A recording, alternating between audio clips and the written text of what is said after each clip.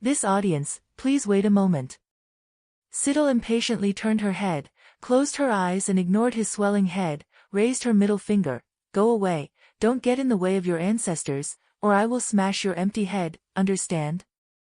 She lifted the red curtain that covered the backstage. As soon as she opened it, what caught her eyes was a glass jar, inside of which was an eggshell. What came out from the hatched eggshell was not a cute animal like a chicken, but a monster with the limbs of a reptile and the head of a child. The child-headed monster kept roaring at the blonde girl outside the glass. There were countless sharp teeth in its open mouth. Siddle looked at it again and again, feeling that it looked a bit familiar. She impatiently tapped the glass. Stop screaming, where is that clown now? The child-headed monster seemed to not understand, and Siddle regretfully left. She continued walking forward, and soon saw a pile of terrifying deformed things and bloody props. Siddle calmly walked past those monsters, and when she reached the end, she saw 3 glass doors, each with blood-red words on them. One said, scary, one said, not afraid, and the last one said, super scary. Siddle. She hesitated for a moment before remembering the name of the employee outside, and decisively turned back, preparing to pull him over to scout the way. How could she do such a risky thing on her own?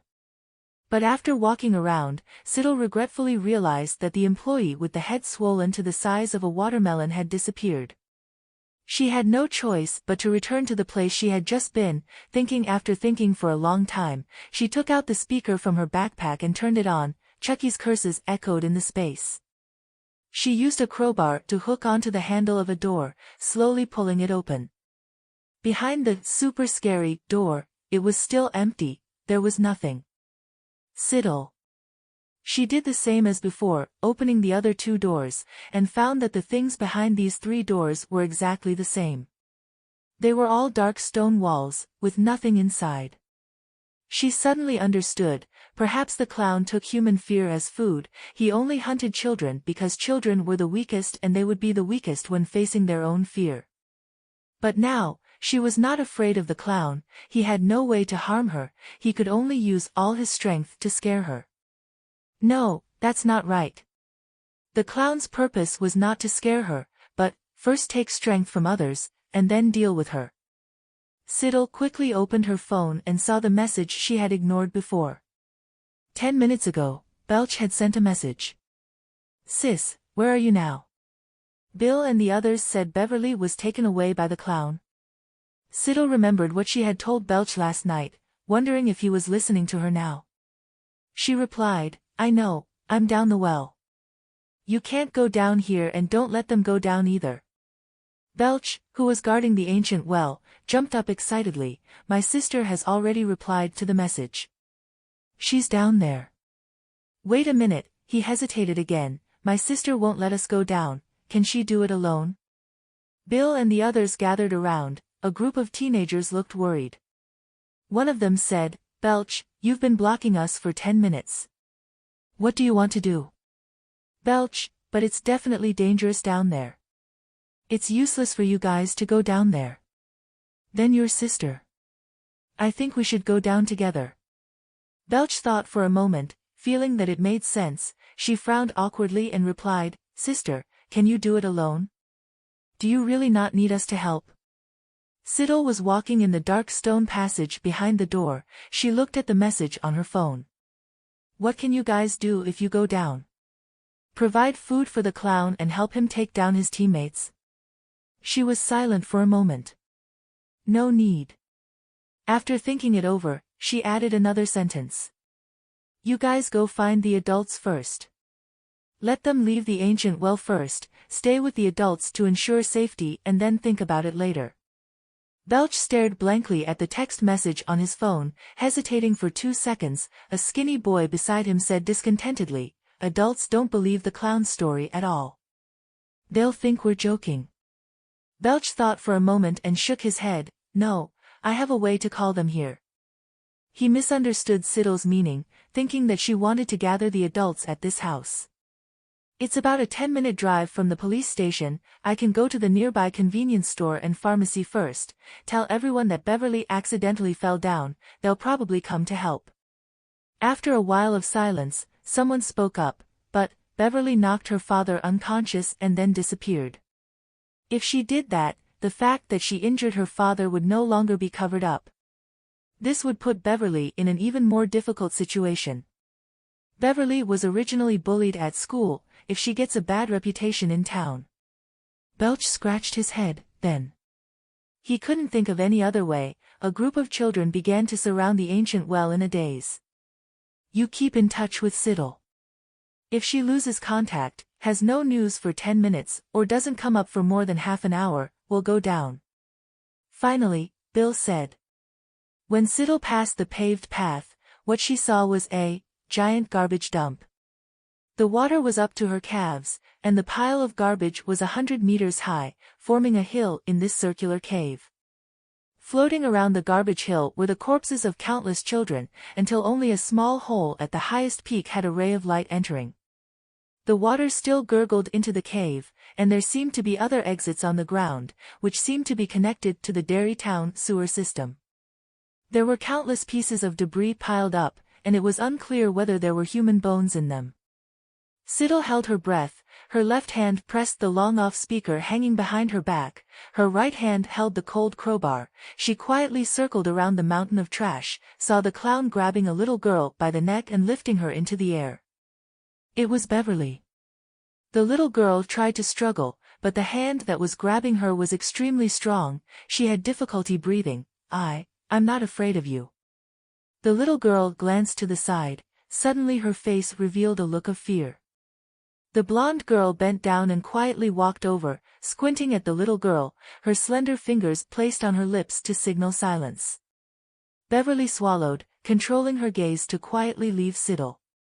The clown's painted face was distorted, as if angry and contemptuous. He laughed loudly. The laughter was strange and piercing. It's okay, little girl, I'll scare you. Come here and float together. He was still whispering softly. His entire face became distorted as his mouth gradually opened wide. Beverly stared blankly at the layers of sharp teeth, so sharp that they seemed to be flashing. Deep in the sharp teeth was a deep pit, just as Beverly's eyes gradually became dull. Slap. A crowbar with a hook on the back stabbed into the clown's eye socket. His mouth-opening movements stopped. But the person holding the crowbar didn't seem to intend to stop. The blonde girl showed a careless look, twisting the crowbar extremely cruelly, from the eye socket to the back. The clown threw Beverly in his hand. If he ignored the crowbar, half of his head might be cut off. A strange sound rang out. The sound kept cursing. The target of the curse was not only the clown in general, but also specifically pointed out the name, Pennywise. Beverly. The little girl stood up trembling, and sure enough, she saw the clown angrily turning back to look at her. The clown suddenly heard the familiar and infuriating curse, and turned his head around in anger, but before he could find out where that ugly and hateful doll was, Siddle had already hit him on the head and pressed him to the ground. You like letting other people float on the water, right? Wait a moment, I'll put your head down and put it in a balloon, see if it floats. The clown turned back to look at Siddle with a resentful gaze. The corners of his mouth cracked, revealing a mouth full of teeth. Because he hadn't eaten anything for a long time, his strength wasn't as good as that of an ordinary person. Siddle had no problem fighting him. She pressed the clown's head and looked at his teeth curiously. You have so many teeth. Have you never brushed your teeth before and never had cavities? That's amazing. The clown who lived in the dump and never brushed his teeth. Not only did he not feel happy about being praised, he felt deeply insulted. He used his last bit of strength to desperately push Siddle away. Siddle took the opportunity to pick up a crowbar, grab a piece of coal from the stove next to him, and stuff it into his mouth. Your stove is burning really big. A person and a clown were now in front of the stove. The clown's face was clearly distorted, and he spat out the coal, along with many pieces of burnt flesh and blackened teeth.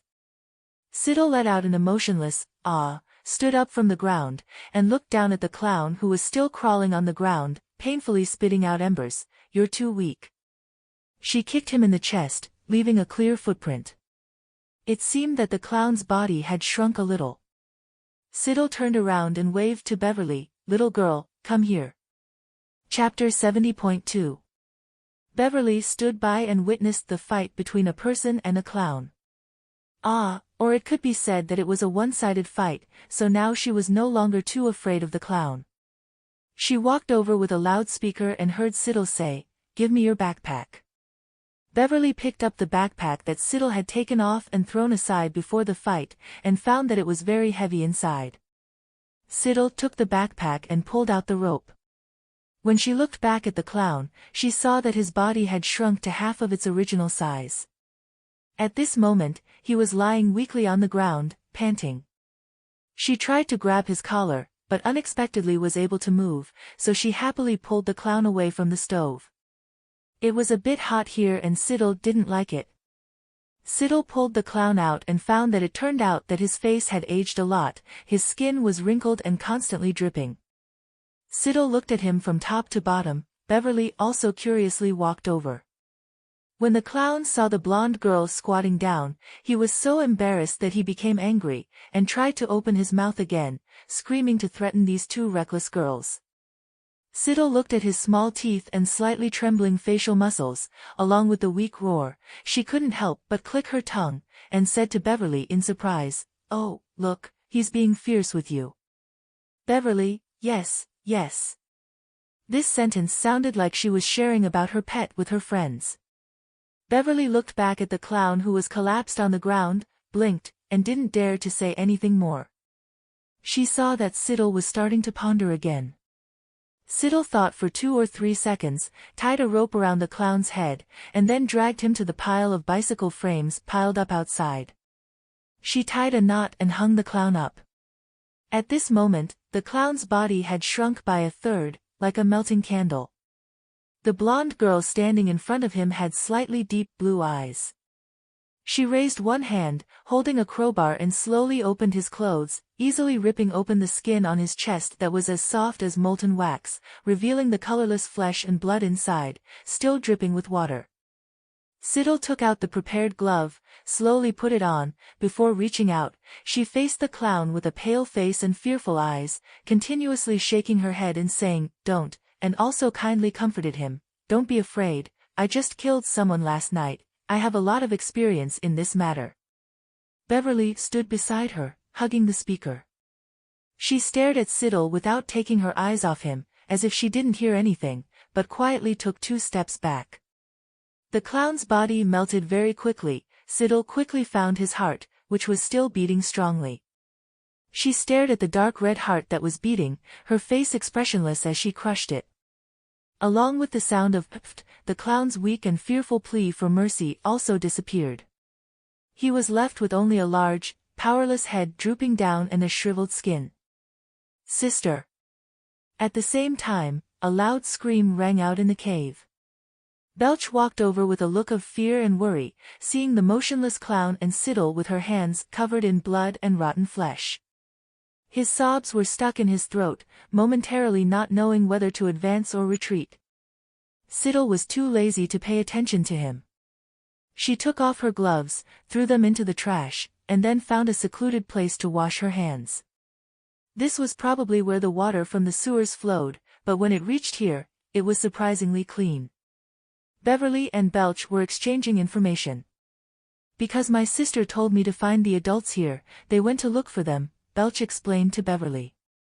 "But we had no reason to bring them here, so I planned to go down and find the 2 of them first, then let them go find the adults on the side street to help, using the excuse that I accidentally fell into the well because I was playing too much." In order to quickly convince the adults that this was not a joke but a real accident, a boy with a bad reputation like Belch had no choice but to carry this pot of dirty water, while the other teenagers went to find reinforcements. Siddle listened to the 2 of them talking, while washing the muddy water from the garbage that had splashed onto her arm. While washing, she suddenly touched something cold and soft. Siddle looked up and saw a pale corpse floating on the water, drifting towards them. "It is the evil of a woman."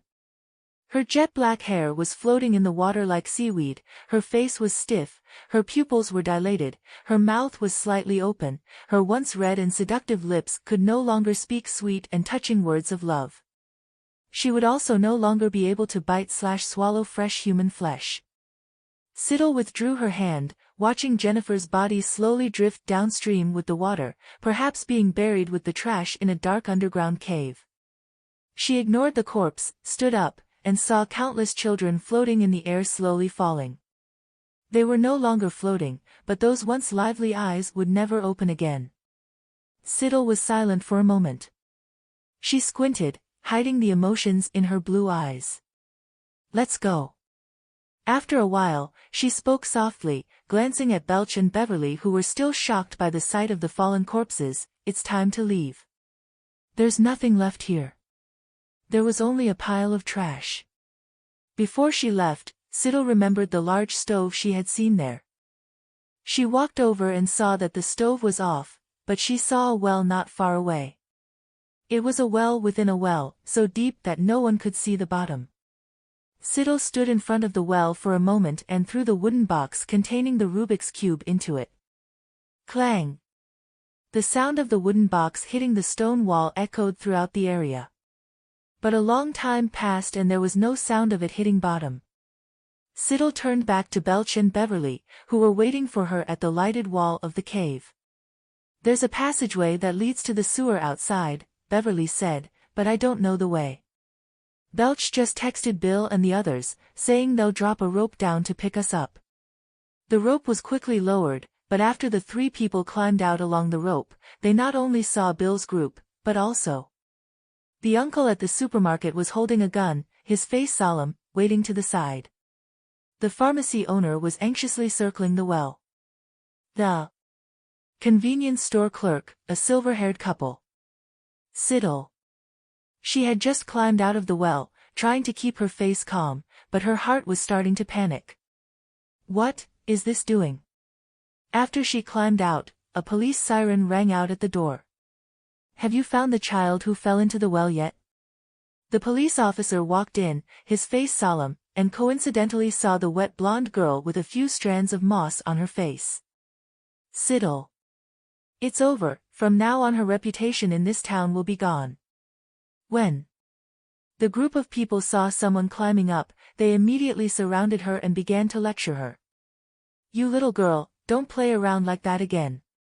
The old man raised his stick with a reproachful look. "You seem like a calm kid, but why are you making a fuss with your little brother?" The uncle at the supermarket put away his gun. "Bill and the others came to me and said that something happened to someone, and I was afraid that there were big fish eating them down there, so I brought my gun with me. I haven't touched it in years." Belch.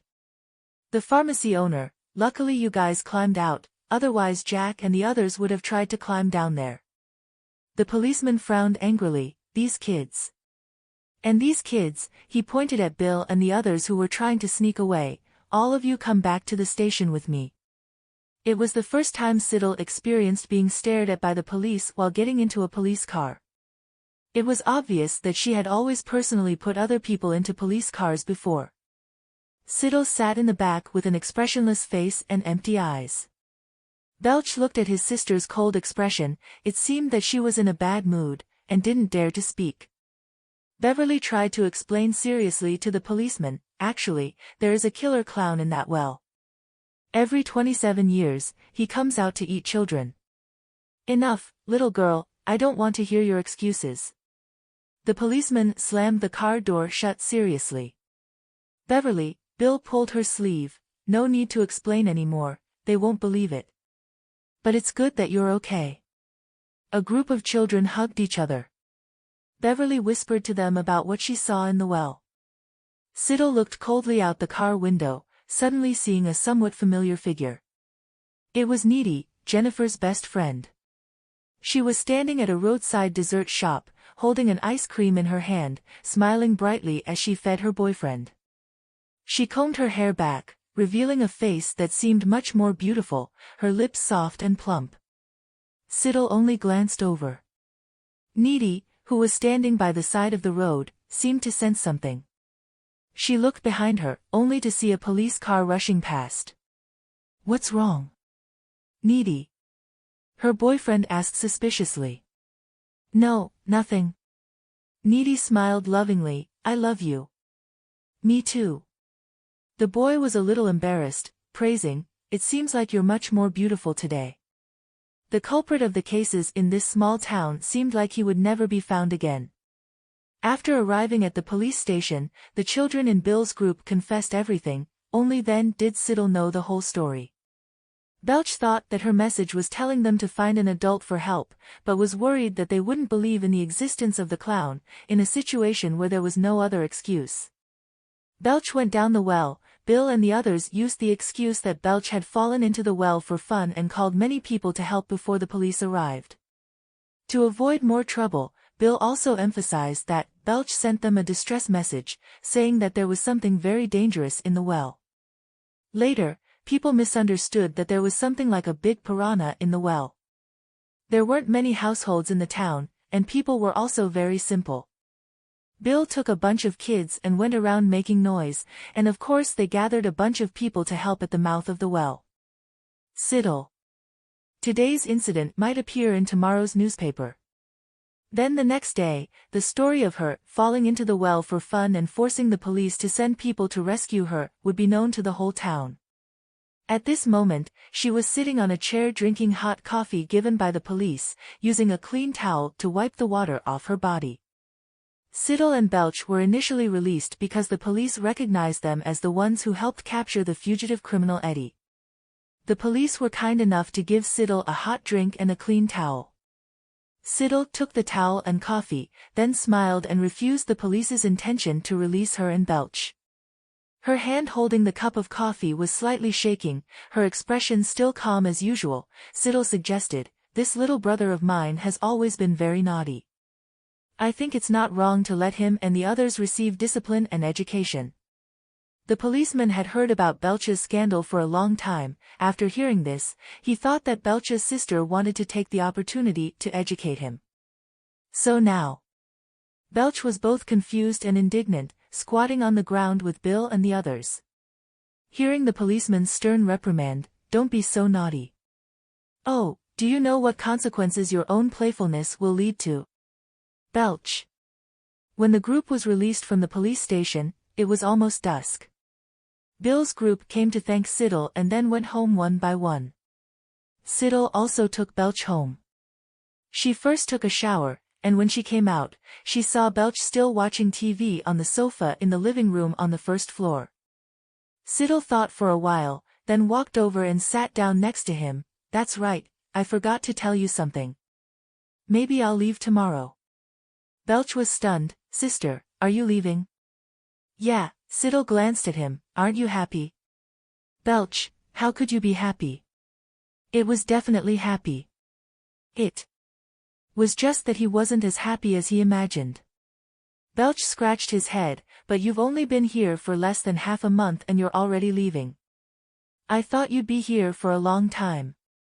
"Half a month is long enough," Siddle said blandly. "You'll be satisfied with the way you are now, so I have to go. You remember to pay attention to safety when you are alone." Belch muttered, "Sister, it's just going home, but why does it sound like a life and death separation?" Siddle.